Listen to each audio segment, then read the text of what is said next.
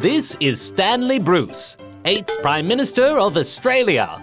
Born in 1883 and sometimes known as Spats because of his famously stylish dress sense. Also, he's a big fan of shovels. This is Scott Morrison, 30th Prime Minister of Australia.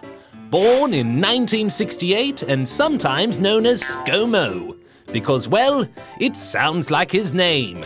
Not sure if he is a big fan of shovels. But these two Prime Ministers do share something else in common. But we'll get back to that. First, let's back up a bit. Whoa, too far. Colour, please. Ooh, but no, keep going. Here we are. Last year, this guy was PM, remember? But he got kicked out and left politics. So there was an election to replace him in his home seat of Wentworth. And for the first time in, well, ever, Wentworth chose someone who wasn't a member of the Liberal Party. Her name is Karen Phelps. And while she agrees with the government on some things, there was an issue she wanted to change. And that was the way people are treated in Australia's offshore detention centres on Nauru and Manus Island. That's where people are sent if they try to get to Australia by boat without permission.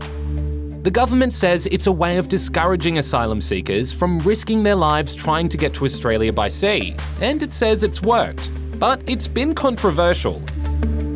Some reckon people in offshore detention centres don't have access to proper medical facilities, and some asylum seekers have died.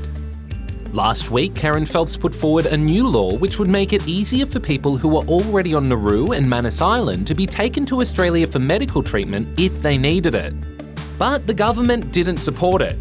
It said the law would put Australia's security at risk and encourage more asylum seekers to come to Australia, so it voted against it. But the government lost the vote. Now, that might not sound like such a big deal, but it is. You see, in theory, governments should always win votes like this one. That's because to form government, you need more than half of the seats in the lower house. Or you need enough support from independents and minor parties to pass your laws. Except last week, for the first time in a really long time, that didn't happen. Aussie governments have only lost votes like this twice in the past 90 years. Once in 1941 and once in 1929, when this guy was Prime Minister. See, told you we'd get back to him. And that's why a lot of people last week were comparing Stanley Bruce to the current PM. When it happened to Bruce's government, they called an election, which he lost. But this Prime Minister says that won't happen this time around. He's not calling an early election, but he's also not happy about the new law. It's not my law. I think it's a foolish law. It's a foolish law, and it's not one that I support. The government reckons it'll lead to heaps of people arriving in Australia by boat. But others say that won't happen. I do not accept that you either have strong borders or you have humane treatment.